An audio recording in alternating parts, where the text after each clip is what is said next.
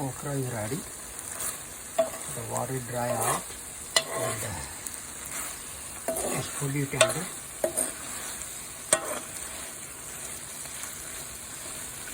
So this is a fresh rice, still smoke is coming out.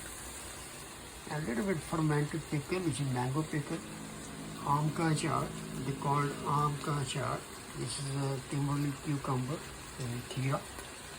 So I cut a little bit of that, and this is a fermented pickle.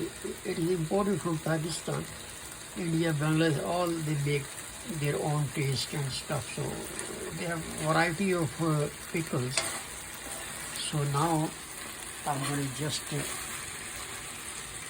add okra on side, and that will be dinner. And here's the, so I was out all day, just came like an hour ago, and maybe a little bit before an hour ago. So here's the whole plate, and this will be dinner.